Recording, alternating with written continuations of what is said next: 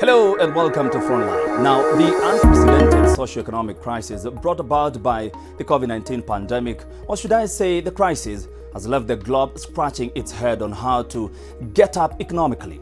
More so, livelihoods have been battered from health, economy to security and social protection. But how do we get up and how have we been coping? You can join the conversation using the hashtag Frontline on our social media handles, that is at Switch TV Kenya and at Fred Mwitiriri. You can also send in your feedback via SMS line, that is on 111 444 111. Let's keep the conversation going.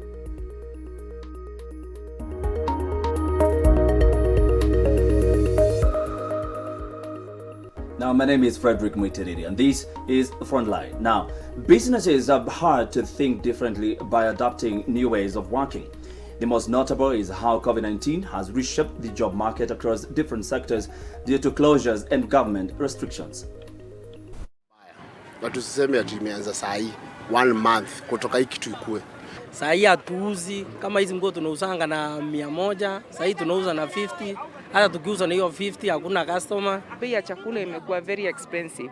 Tunanunua nyanya moja 10 bob. Kwa hivyo unakuta maisha imekuwa very difficult. Sasa hata nyumba kulipa ni shinda, rent ni shinda. Kutoka hapa landlord anakuja na kuongea nyumba umpatie pesa ya nyumba na hakuna pesa, hiyo corona imeadhiri mambo yote. Pesa itarudi venye ilikuwa kitambo. Unajua hata saizi venye tumerudisha hivi si ati pesa kwa venye ilikuwa. Hii gari kitambo ilikuwa ni 13,000. Saizi ni 8,000. Sisi tunafanya biashara ndogo ndogo, tuna feel your impact in a very big way. So just how much have we lost and how have we had to adapt to survive in the market? We speak to Simon Cabo, the CEO and founder of Bonfire Adventures, as he shares his experience in the tourism sector. Thank you so much for joining us. So let's start here. Do you think the tourism sector is the hardest hit in the country? Thanks, Fred. It's not thinking. That is a reality. Yes. Hospitality, be it hotels, tours and travel, the curious, we are the hardest hit amongst all the sectors in the world. Yeah. And that the effect didn't start now. It started way before even the COVID came. March last year. Yes. It started even earlier because like last year, Kenya was locked down in March, but as we have started to feel the effect way before, because we normally have the Chinese New Year. Chinese come to Kenya for safari and all that. Yeah. Around their celebration for New Year. Yes, around Jan Feb. And that time they didn't come because there was some disease that we were hearing. It is in China. In Wuhan. We thought they will not even reach Kenya. Yeah. So that effect, we normally have Dubai shopping 1st of January to February. People are fearing to travel. So we got the effect way before. But the cessation of movement from here and there, what has affected us a lot, it's lockdowns and people fearing to travel because of, and some places at least you cannot travel to many limitations of travel. When they cancel, do you pay them back? Now that is where now things are tight on us because them, they say we were dealing with you. You see, so give us the money back. Yes, give us the money back. And now the airline have the money and they have maybe used it. The hotels have the money, they have used it. It becomes very tricky to an extent that most tours and travel agents, either some have closed down or others have at least, we get a facility from the bank to pay for some refunds. But we requested our clients, most of them, please do not ask for a refund. Travel later. Some were able at least to at least to go by that, and that's why what has kept us running till now. The other question that comes in mind, and how are you surviving? Because you have employees, you have a company to run, you have government to pay taxes. How are you surviving? Fred, we are barely surviving as tours and travel agents. I'm sure I'm speaking on behalf of most of tours and travel agents. Most of smaller agents have even closed down and left us at that particular time. From March to July, we literally had closed offices and we were at home, all of us. Yes, we have talked to our staff. They can see what is happening. Negotiating some few. This is what we can do. Keeping them, talking to them. This is what trying to see all what we can be able to assist each other, because we are all in one quagmire. But it is tough for the tours and travel agents. Including the tour guide drivers. There are those drivers who have vehicles, like freelance drivers who had loans, and these vehicles, they had gotten them from the bank. That was from the bank to buy a Land Cruiser or a tour van. And now there's no, and they get work from us.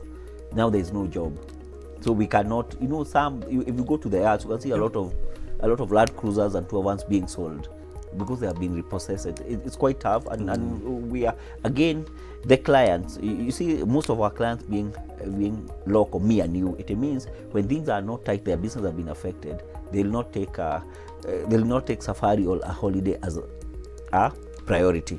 So some are telling us, Simon, I'm very willing to travel, but sina kitu.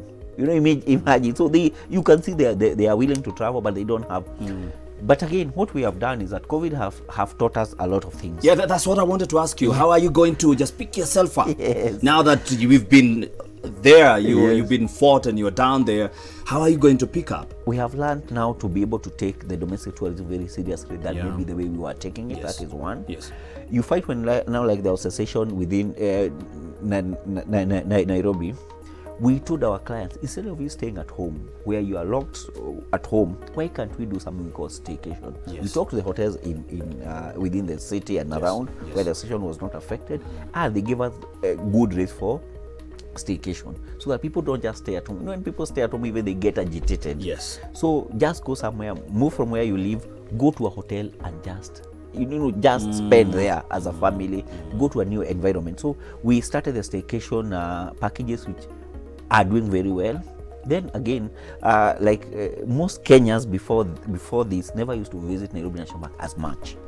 But now when COVID came, you don't have somewhere else to say it's just Nairobi National Park. People are telling me, I live in Langata, and people, clients come and tell me, I live in Langata, I've never visited Nairobi National Park. Yes. Why? Now they are visiting. Now they are visiting. Thank you. Thank you so much. That is Simon Kab, the founder and CEO of Bonfire Adventure. We'll be back with more in a short while. Welcome back to Frontline. Now, at this juncture, we explore how individuals and organizations across different sectors have been affected by COVID-19. In studio, we are joined by economist Dr. Charles Nzai as we'll delve into the crisis and how we can bounce back. But before that, our reporter Brian Mwenda is narrating to us how the economy has suffered since the first COVID-19 case was announced in the country. To microeconomics, from large to micro enterprises. Businessmen, employers and employees will tell you a story of an economic dent that will take years to heal. An economy that was growing at an average rate of 5.7% from 2015 to 2019 was now expected to decelerate to 1.4% in 1 year. This is data according to the African Development Bank. The transport industry is one of the hardest hit, with subsequent lockdowns and grounding of local and international flights. National carrier Kenya Airways recorded a historic loss of 36 billion Kenyan shillings and laying off up to 3,734 employees, equivalent of 40% of the workforce. Over the period, Matatu and real estate owners in the country topped the list of loan defaulters. Volume businesses in the hospitality, hotel and tourism sectors recording massive losses, with the tourism industry alone recording a 85 billion Kenyan shillings loss. In the financial year 2020, Safaricom disbursed loans amounting to 245 billion Kenyan shillings through Fuliza alone to households, 10 times over the same period in the previous years. This indicates the appetite for emergency loan by Kenyan households over the period. However, the agriculture industry maintained a robust growth from 5% in 2019 to 6.3% in 2020. The internet space grew by 3.2 new internet users between 2019 and 2020 as a result of the Kenyan workforce resolving to work from home by online means and businesses adopting to new online models like e-commerce. In manufacturing, The personal protective equipment business boomed for local investors, with volume demand for PPEs increasing by 400%. Now, economic experts in the country predict that the country is going to take about 5 years to fully heal from this pandemic, and it takes the efforts of you and I to be on the front line in fighting this pandemic. Brian Munda, reporting for Frontline. Thank you so very much. Now we are joined in by Dr. Charles Nzai, who is an economist. And karibu sana, daktari. Asante sana. Now, statistics have shown that 80% of businesses in Kenya are SMEs. Sure. But we know they've been hard hit and their life cycle is just 2 years. How do they survive, and how can an SME survive in this pandemic? In fact, the growth fell by around 11%. 11%. Manufacturing also fell from the previous quarter. Over to around 1%. 1%. Agriculture, and I can say fortunately, the same quarter, agriculture seemed to be doing very, very well. Seemed to have increased agriculture compared to the previous quarter. So looks like most of our SMEs probably in the services sector, yes, and maybe agriculture, yes. So it looks like there was a shift. People were shifting from, because this lockdown really affected the services sector, transport, yes, transportation sector, entertainment sector, hotels. So it looks like there was a shift from, say, services sector to agricultural sector, yes, because agriculture at that time did perfectly well. There was an increase in output in agriculture, because people are at home and they're eating. Exactly. So it looks like a survival tactic. People have to find ways to live. This question comes to mind. We've been borrowing, and we've borrowed heavily, and especially this time during the COVID-19, more than 800 billion shillings. We've borrowed left, right, center. We've borrowed enough. Sure. How are we going to get out of this crisis? Because as the COVID is pushing us, we are borrowing more, and so the economy keeps on being battered. How are we going to get out of that crisis? Why do you want us to get out of and why you want us to keep borrowing? And why do you call it a crisis? Why do you call it a crisis? But you see, they're saying the money that has been borrowed cannot be seen, the effects cannot be seen on ground.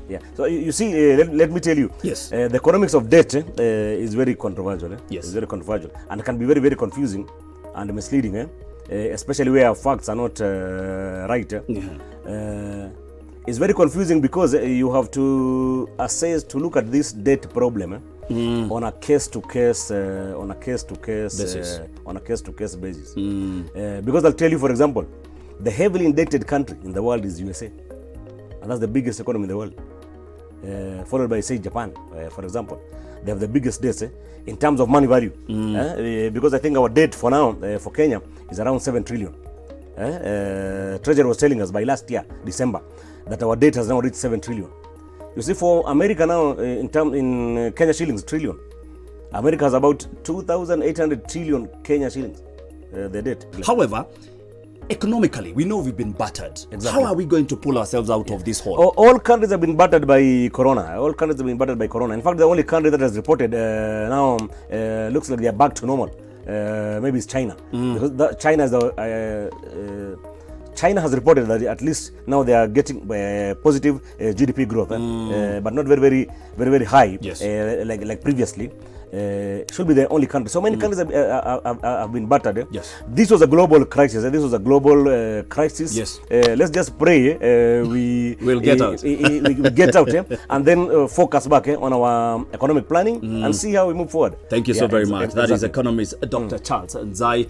Many thanks for having time for us. We take a short commercial break. We'll be back with more after this break.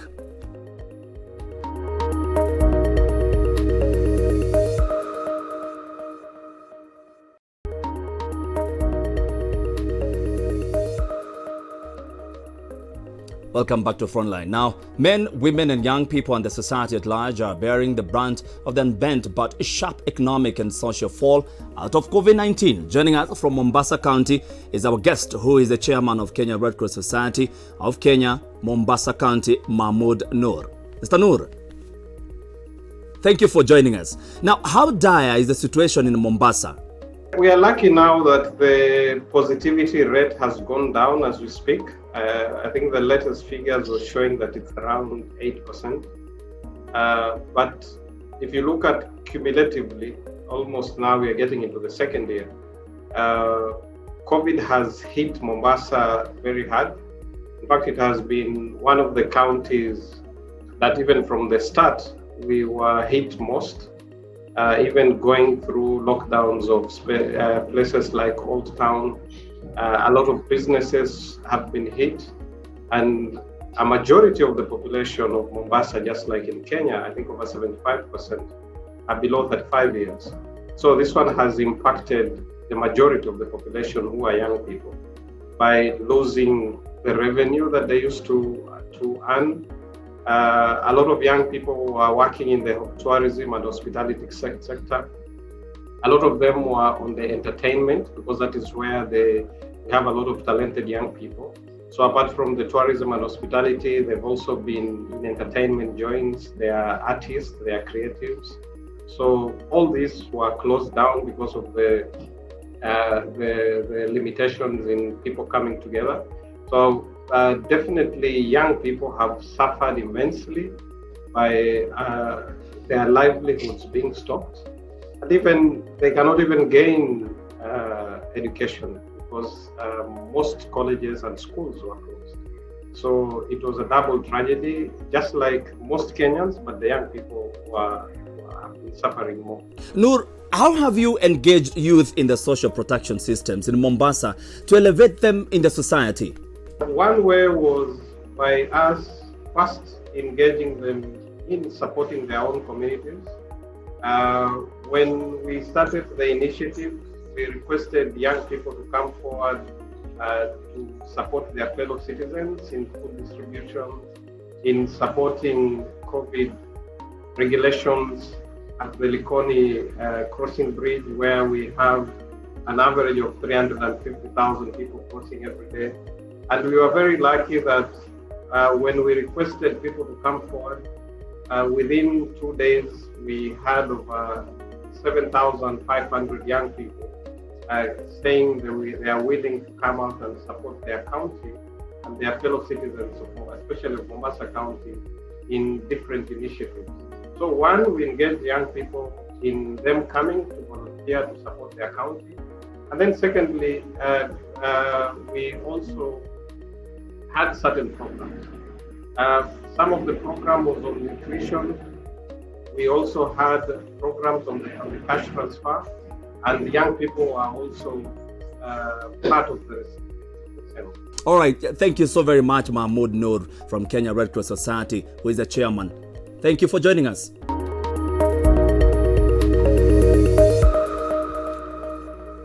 All right, our next guest is Frederick Orimba, who is the cash and voucher assistant focal person at the Kenya Red Cross Society. We just delve into the social protection system of the Kenya Red Cross Society to cushion residents amid the COVID-19 pandemic. But before we do that, the world is reporting surging cases of gender-based violence, especially now during the COVID-19 pandemic. According to government data, 45% of women and girls aged between 15 to 49 have experienced physical violence and 14% have experienced sexual violence. Despite the fact that many cases are not being reported to authorities, Karen Tsuma spent some time with some victims and filed the following report.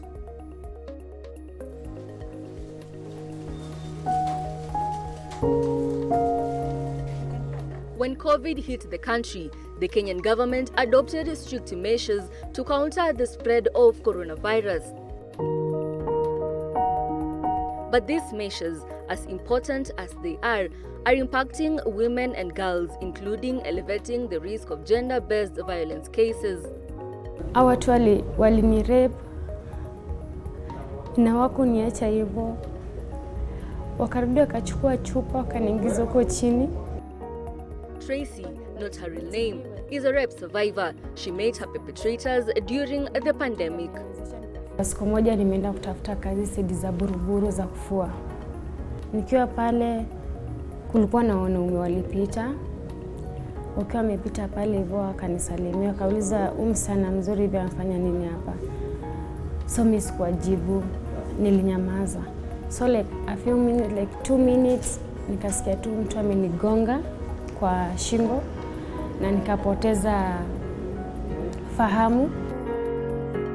With wounds not healed, Mary, not her real name, recalls how she was mercilessly chased out of her home by her once loving husband just after giving birth.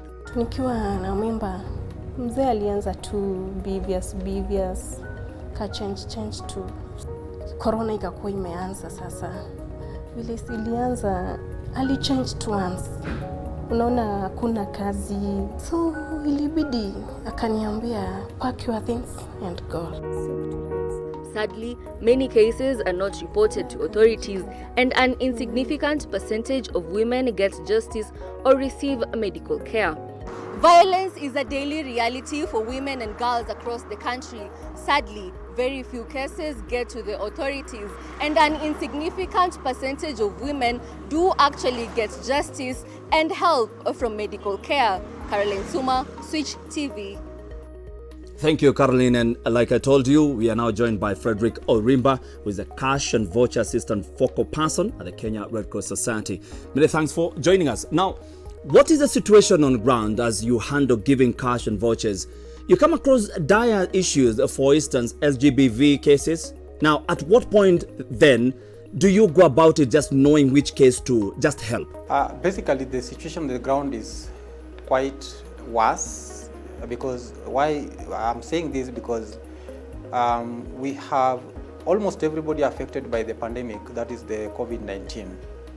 But we have people living in the informal settlements and people living in the rural areas where poverty is very high, and these are the people who have been most affected. They are most affected because one, COVID-19 disrupted people's livelihoods, and this, pushed them further into poverty, and most of them have been living from hand to mouth, and so they had really difficult times, meeting their basic needs. In most cases, and even from the records that we have, there has been, increase in sexual and gender-based violence. And what, as Kenya Red Cross, what we are doing is we are trying to sensitize communities to understand, the referral pathways that are available, the legal, channels that they can follow whenever they experience sexual and gender-based violence. Now, what criteria do you use to select people who are in need of assistance? Now, Kenya Red Cross targets the most vulnerable. And that is our, our key focus. So what we do is we discuss with the communities on vulnerability criteria that need to be used to identify these communities that are in need. And in most cases, the vulnerabilities are around, households that are headed by persons with severe disabilities and do not have any other alternative source of income. Households that are headed by, chronically ill and do not have any alternative source of income. We are looking at households that are headed by, orphans and vulnerable children and do not have anybody else supporting them. Households that are headed by the elderly and do not have any other person that supports them. These households, as you can see, the vulnerabilities I've mentioned, it means any little shock that comes around their lives affects them most. Orimba, what sort of social protection programs has Kenya Red Cross Society come up with to just support people, and how far has the reach been? As of now, I would say from the time we experienced COVID-19 in the country, Kenya Red Cross in the past 1 year has supported a total of 41,256 households through cash transfers, at least 3 monthly transfers, and this translates to approximately 247,536 people. Thank you so very much. That is Frederick Orimba, in charge of the social protection system at the Kenya Red Cross Society of Kenya. Now, my name is Frederick Mwitiriri, and this is the Frontline. Till next week, Sunday, same time. Stay safe.